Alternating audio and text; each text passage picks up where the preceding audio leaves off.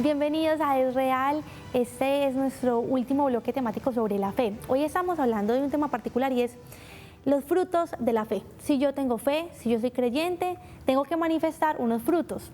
Ahorita, Pablo, tú nos exponías el ejemplo de un árbol que tiene una semilla, en este caso es la fe. Esta semilla va creciendo, esta semilla se nutre de la luz de Dios, que es la presencia de Dios en nuestra vida, comienza a cobrar fuerzas y finalmente da frutos e incluso se puede extender al otro.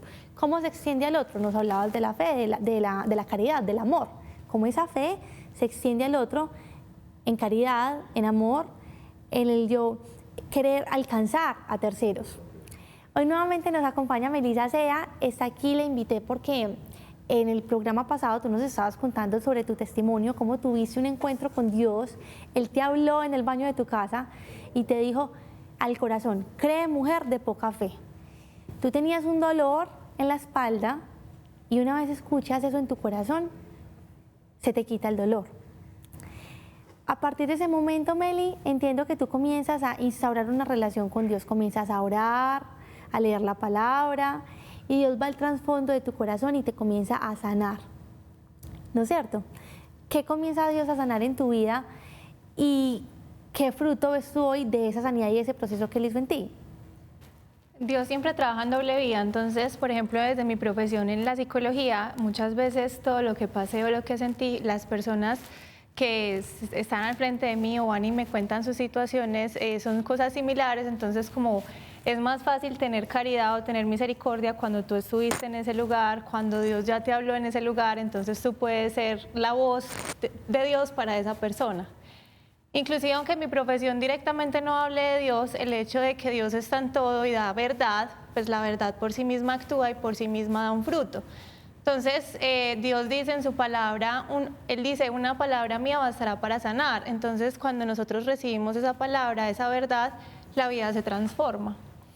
Así es, yo aquí quiero tocar un punto que quizás se aleje un poquito, pero tiene que ver con el macro del tema. Y es, Pablo, muchas veces como creyentes decimos: sí, yo creo en Dios. Sí, yo tengo fe. Yo no soy mala persona, yo no mato, yo no robo. Y pareciera ser que nuestra vida moralmente está bien porque cumplo con un decálogo de normas. Cuéntanos por qué esa fe quizás no da el fruto que realmente debería dar. Porque ese fruto, entiendo por todo lo que nos has enseñado acá, es parte de un encuentro real con Dios. Y yo ya no paso a ser un cumplidor de normas, sino que mi fe ya tiene un estándar diferente, que parte de mi naturaleza ya como hijo de Dios. Entonces cuéntanos por qué ese pensamiento de, hombre, yo no hago nada malo, yo no soy nada bueno, pero yo no hago nada malo, yo soy bueno, y qué importa si creo en Dios o no, qué importa si le conozco o no, porque eso no me lleva realmente a tener una fe fructífera o a ver lo sobrenatural de Dios, por ejemplo. Bien. Ay, has tocado un tema muy fuerte. Voy a utilizar una palabra fuerte. Nosotros hemos venido dando unas charlas de Biblia, como el tema bíblico que es tan importante para la iglesia comprender. Y dentro de todo esto hemos venido hablando sobre la carta del apóstol Santiago. Y él dice una palabra muy cruda a la iglesia y es: fíjense que hasta los demonios creen en Dios e incluso tiemblan de miedo. Tiemblan. Así que tú has escuchado a muchas personas, Melissa, Manu, hemos escuchado a muchas personas así: yo creo en Dios. Pero ¿hasta qué punto el creer en la existencia de un Dios me hace relacionarme con Él? Yo puedo creer en una persona, un artista de Hollywood, un gran cantante, una persona que goce de algún tipo de fama o de admiración. Pero el creer en alguien, a conectarme y tener comunión con ese alguien, hay un trecho muy largo, es un trecho muy amplio. Entonces, justamente esa fe, es decir, yo creo en Dios y soy bueno y no tengo problemas, no robo, no mato, pero que no te conecta o te lleva a Dios, no vas a experimentar la verdadera caridad. Eso es filantropía. Filantropía es simplemente hacer el bien pero si no estás conectado a la fuente que es el amor de verdad, dice uno de los atributos de Dios es que es amor. Si yo no estoy conectado a ese amor, yo no puedo dar de ese amor. Primero yo tengo que recibir amor para poder darlo. Si yo no recibo amor, no lo voy a dar. Y esto lo ve uno, y tú como psicóloga, Meli, sí que puedes avalar esto, que en familias disfuncionales donde niños son maltratados o llegar hasta el abuso, estos chicos no han aprendido el amor y van creciendo, se van desarrollando y van expresando aquello que aprendieron, que fue el desamor. Y en este proceso de desamor se va volviendo un círculo vicioso, una cadena. Por eso es importante recibir el amor de Dios, y cuando recibes el amor de Dios experimentas luego la verdadera caridad. Lo otro es, diría, filantropía. Si no está conectado al amor de Dios, yo creo que incluso hay un término muy fuerte igualmente en las Escrituras que dice que son como trapos de inmundicia. Las obras buenas que creemos hacer, si no van acompañadas de ese encuentro con Dios, son buenas intenciones, ¿no? Producto del egoísmo. O sea que podríamos concluir que si mis obras no son producto de mi fe y de mi relación con Dios, son unas obras en las que está mi semilla, más no la semilla de Dios. O sea, que no provienen del Espíritu. Esto tiene que ver algo con lo que Jesús decía de lo que es del Espíritu es del Espíritu y lo que es de la carne es de la carne, ¿o son temas opuestos? Es completamente lo que dice nuestro Señor. Él dice, aquello que nace del Espíritu, Espíritu es, y lo que nace de la carne, carne es. Todas las obras del Espíritu trascienden, mas las obras de la carne llevan consigo una semilla. Y la semilla que lleva la carne es el egoísmo, es el quizás quedar bien o el ser reconocido por mira cuánto dinero he donado, miren cuán bueno soy, o para sentirme bien. Y ese amor no molesta a Dios, pero ese amor no es el trascendente, ese amor no es el producto del Espíritu.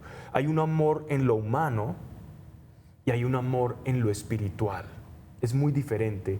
Siempre en la realidad del hombre espiritual, siempre vamos a ver esa dualidad cuerpo y espíritu, cosas que se hacen en la materia y que trascienden hasta la esfera de la materia. No me quiero poner muy teológico o filosófico acá, pero las cosas que nacen del espíritu trascienden a otra dimensión, y la caridad es lo que trasciende. Eso lo dice el apóstol Pablo. Todo se termina hasta los dones del espíritu, pero la caritas, el amor, trasciende. Ya sabemos que no nos podemos quedar entonces con la idea de yo soy muy buena gente y qué importa si conozco o no a Dios, si tengo una relación o no con Dios, porque al final en las obras de la eternidad realmente no va a interesar si tú eres buena gente o no. Lo que va a interesar es la semilla que tú tienes acá, si es semilla del cuerpo de la eternidad. Inclusive se puede dar la semilla sin tú querer darla, sin tener directamente el deseo o la emoción. O sea, yo puedo transmitir el espíritu, o el espíritu puede obrar en mí sin que yo esté sintiendo mucho amor, porque realmente no se trata de una emoción, sino de transmitir el espíritu y permitir que él fluya. Gracias, Meli, por esa anotación. Y hay algo que tú nos decías al principio en el programa anterior, cuando conocíamos de primerazo pues tu testimonio, y es que tú, una vez Dios te comienza a mostrar, a hablar, a sanar y a revelar el propósito de tu vida, te comenzaste a extender a las otras personas. Cuéntanos cómo ha sido esa extensión de tu fe hacia el servicio de los demás, cómo ha sido esa experiencia del servicio, porque Pablo, aquí también corrígeme, y es que el creyente no se puede quedar en yo aprendo, yo me alimento, mi relación con Dios, sino que esto confluye en un darse al otro. Tú, Meli, ¿cómo has experimentado ese darse al otro desde el servicio? Pues nosotras dos inclusive empezamos a escuchar a Pablo, entonces Pablo decía mucho eso, como bueno, extiéndete, pon las manos sobre los enfermos, en el nombre de Jesús serán sanos. Entonces yo dije, bueno, vamos a hacerlo. Entonces yo tomaba fiel nota de lo que veía en las clases o lo que podía ver que Pablo hacía en las oraciones y lo replicaba porque finalmente era el mismo espíritu.